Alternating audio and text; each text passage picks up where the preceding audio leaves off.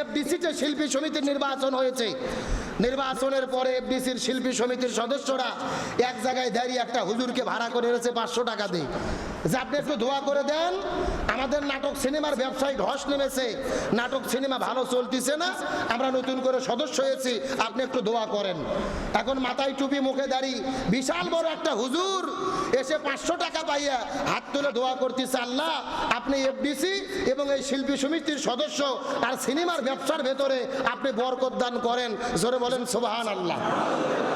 কি জোরে বলেন নাউজুবিল্লাহ। দোয়া করতেছে সিনেমার ব্যবসার যাতে লাভ হয়। একটা হুজুর হইয়া 500 টাকা হাদিয়া পাইয়া ওর মাথা ঠিক নাই। কোথায় দোয়া করা চলবে, কোথায় দোয়া করা চলবে না, কোনটা জায়েজ আর কোনটা হারাম, এতটুকু কমন সেন্স যার মাথার ভেতরে নেই, একে আলেম বলা যাবে? ও জালেমের চাইতে খারাপ। কতটা হুম্মুক, কতটা জাহেল, কতটা মূর্খ। সে যে শিল্পী সমিতির পক্ষে দোয়া করতেছে, নাটক সিনেমার পক্ষে দোয়া করতেছে। 500 টাকা পাইয়া যারা পতিতালয়ের উদ্বোধনের দোয়া করে, 500 টাকা পাইয়া যারা মদের দোকানের উদ্বোধনের দোয়া করে, এদেরকে আলেম বলা যাবে না, এরা জালেমের চাইতেও নিকৃষ্ট। সুতরাং যেই সমস্ত আলেমেরা 500 টাকায় বিক্রি হয়, 200 টাকায় বিক্রি হয়, মস্তানে বাবার দরবারে যান, দোয়া বিক্রি হয় 10 টাকা 5 টাকায়। কথা কর না, 5 টাকা দেবেন 5 টাকার দোয়া হচ্ছে, 10 টাকা দেবেন 10 টাকার দোয়া। এগুলো কি ফাজলামি? নাটক ঠাট্টা তামাশা করেছে এরা ধর্মটাকে। কথা বলেন ঠিক কিনা? আপনি আলেম মানুষ, আপনি যেখানে সেখানে দোয়া করবেন মানে আপনাকে হিসাব করে কাজ করা উচিত। ওখানে যে আপনি 500 টাকা পাইয়া দোয়া করেন, আবার বের হয়ে আসেই আপনি ইসলামী আন্দোলনের বিরুদ্ধে ফতুয়াবাজি করেন, এমন মুফতি আছে না নাই? এই জন্য আমি সবসময় বলি, হুজুর হলো 4 প্রকার। 1 নম্বর হলো সরকারি হুজুর, যখন যেই সরকার ক্ষমতায় থাকে এদের পক্ষে তেল আর পাম মারে রুটি খাওয়ার জন্যে। 2 নম্বর হলো তরকারি হুজুর, তরকারি মানে হলো খাওয়া পাটি, খাওয়া আছে যেই দিকে এরা আছে সেই দিকে, হাদিয়া যেই দিকে এরা সেই দিকে, 500 টাকা যেই দিকে এরা সেই দিকে। ওটা সিনেমা হলের উদ্বোধন হলো নাকি মদের বার হলো না পতিতালয় হলো না শিল্পী সমিতি হলো, এগুলো দেখার টাইম নাই। খাওয়া যেই দিকে এরা সেই দিকে, এরা হলো তরকারি হুজুর। জোরে কোন কি হুজুর? এ কথা কোন কি হুজুর?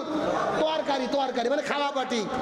আগে হলো সরকারি, 2 নম্বর তরকারি, 3 নম্বর হলো দোয়ার বাড়ি। দরবার বোঝেন না? খানকা পীরের দরবার। সব দরবারের বিরুদ্ধে বলি না, তবে যেখানে ভণ্ডামি হয় এটা বলতেছি। দরবারি হুজুর এরা চিন্তা করে দেশে কি হলো দেখার দরকার নাই, কে কি করতেছে দেখার দরকার নাই, আমার দরবার টিকেতে হবে, আমার মুড়ির টিকেতে হবে, মুড়ির টিকে থাকলে ব্যবসা চলবে, গরু আসবে, মুরগি আসবে, ভালো করে খাওয়া হবে। এরা হলো দরবারি হুজুর। জোরে বলেন কি হুজুর?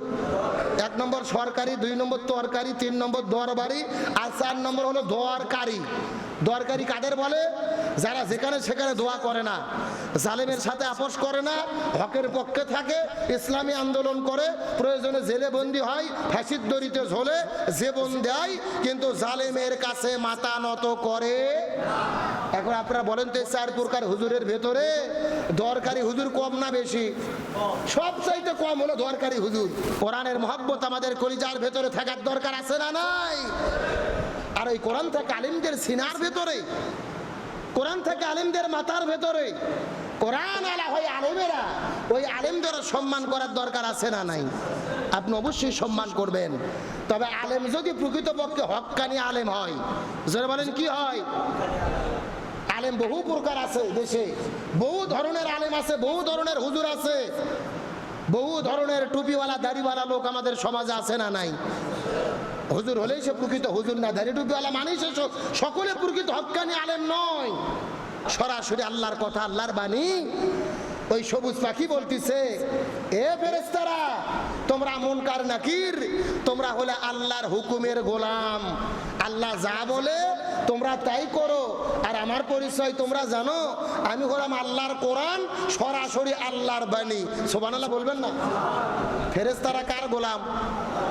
আল্লাহ যা বলে মুনকার নাকির তাই করে। আর কোরআন বলতেছে আমার করার কিছু নাই, আমি নিজেই হলাম আল্লাহর কথা, আল্লাহর বাণী, আল্লাহর হুকুম। সুতরাং আমার সম্মান কোথায়, তোমার সম্মান কোথায়? সাবধান হয়ে যাও, আস্তে কথা বলো। এই কোরআন প্রেমিককে তোমরা ঘুমের ডিস্টার্ব করো না। সুবহানাল্লাহ বলেন। আমার বন্ধুগণ মুসলমান ভাইরা গভীর মনোযোগ লক্ষ্য করুন।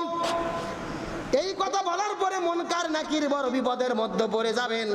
জীবনে বহু কবরের মধ্যে যে মুনকার নাকির বলেন সাল জাপ করেছি, কিন্তু আজকে সবুজ পাখি কবরের মধ্যে দাঁড়িয়ে গেল, ঘুম থেকে জাগানো যাবে না। মুনকার নাকির ডাকতে বলে, এই সবুজ পাখি একটা বার সুযোগ দাও, তাকে আমরা 3টা প্রশ্ন করব। 3 প্রশ্ন করার পরে উত্তর দিতে পারলেই কবরে জান্নাতের বিছানা বিছায়া দেব, উত্তর দিতে না পারলে জাহান্নামের দরজা খুলে দেওয়া হবে। আমরা প্রশ্ন 3টা করে কবর থেকে বের হয়ে যেতে চাই। সবুজ পাখি ডাকতে বলে, খবরদার খবরদার, প্রশ্ন করা তো দূরের কথা, এই কবরের মধ্যে কোনো কথা বলা যাবে না। আমি কোরআন আমার সঙ্গে এই ব্যক্তিটা সম্পর্ক রেখেছে, তার ঘুমের কোনো ডিস্টার্ব করা যাবে না, তোমরা সাবধান হয়ে যাও। মুনকার নাকির টেনশনে পড়ে গেলেন, আল্লাহর কাছে ফরিয়াদ করে বলেন, আল্লাহ দুনিয়ায় কত কবরে গিয়েছি, সাল জাপ নিয়েছি, এমন ঘটনাটা ঘটে নাই রে আল্লাহ। এখন আমরা কি করব আপনার কাছে জানতে চাই। এই সবুজ পাখিটা কোরআন হয়ে কবরের মধ্যে চলে এসেছে, আমাদের প্রশ্ন করতে দেয় না, তার নাকি ঘুমের ডিস্টার্ব হবে।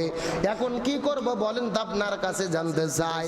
আল্লাহ ডাকতে বলবে, হে মুনকার নাকির, এই দুনিয়ার ভেতরে যত মানুষ বিদায় নিয়ে চলে যাবে, সবার কবরে যাবে, সবাকে প্রশ্ন করবে, সবার সওয়াল জবাব নেবে, কিন্তু তোমরা জেনে রাখো, যেই কবরে যাওয়ার পরে লক্ষ্য করে দেখবি স্বয়ং কোরআন যার পক্ষে দাঁড়িয়ে যাবে, এদের আর প্রশ্ন করার কোনো দরকার নাই, এদের জবাব শোনার কোনো দরকার নাই। যাদের পক্ষে কোরআন কবরে দাঁড়িয়ে যাবে, ওই কোরআনই হলো তাদের প্রশ্নের উত্তরের দলিল। আর একটু জোরে বলেন না সুবহানাল্লাহ। পৃথিবীর সব কবরে যাবে, সবাইকে প্রশ্ন করবে, কিন্তু যেই কবরে দেখবে কোরআন কারু পক্ষে দাঁড়িয়ে গেছে, এদের নতুন করে প্রশ্ন করার কোনো দরকার। তার কারণ কোরআনই তাদের প্রশ্নের উত্তর। সুবহানাল্লাহ বলেন, কোরআনই তাদের উত্তরের দলিল। সুতরাং তোমরা ওখান থেকে চলে আসো, আর প্রশ্ন করার কোনো দরকার নাই। আর একবার চিৎকার করে বলি না সবাই, আল্লাহু আকবার। কোরআনের মহব্বত আমাদের কলিজার ভেতরে থাকার দরকার আছে না নাই?